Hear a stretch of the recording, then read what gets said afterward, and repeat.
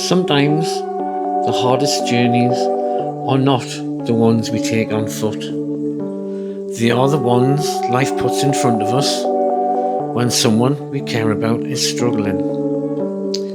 This week has been one of those times. A friend of mine went through something difficult at work. I won't share names or details because that's private.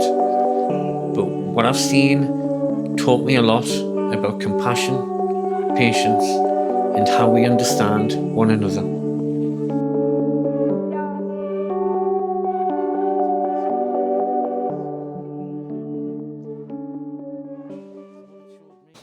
Now, my friend lives with autism and dyslexia, both of which shape how he communicates and how he interprets things in the world.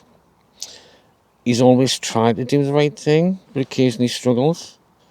But recently, there was a situation at work, a misunderstanding, that has led to a disciplinary hearing. And what started is what he thought was just a light-hearted joke, a bit of humour, was taken in a way he never intended. And it's been a painful lesson for him, a really painful lesson. He asked me to help. I stood by him through it all, making sure he was heard and that people that were in charge actually understood who he is as a person. And it just reminded me that behind every workplace policy, every workplace process, there are people. And in this case, a person who is my friend, who is often just trying to make sense of his surroundings, and it doesn't always make sense to him. It made me think about how quick we can beat the judge. In our world today, where everything gets labelled and magnified so fast, we sometimes forget the quiet truth that intent and understanding aren't always the same thing. My friend owned up to his mistake. He felt real remorse and he was willing to learn. And I think that's what matters most.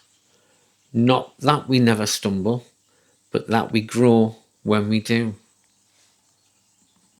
Supporting him has taught me patience.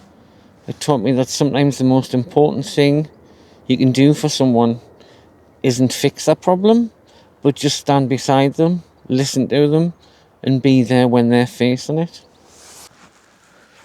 I also learned a lot about how workplaces handle differences and how far we still have to go to begin understanding neurodiversity. For many people on the spectrum, social cues and humour can be confusing. What seems obvious to one person might mean something completely different to another. But that's not a flaw. It's just a different way of being. And when employers take time to understand that, everyone benefits. Someone told me years ago, it's okay to be you. And I've never forgotten that because it's so true. It's okay to be different and to learn in your own way, to communicate in your own voice.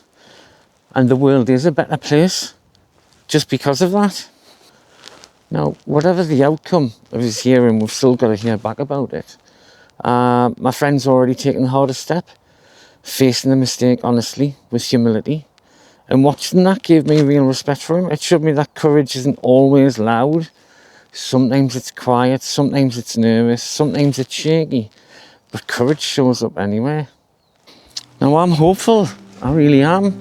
I hope his employer can understand and give consideration to how my friend's boundaries are occasionally different to ours.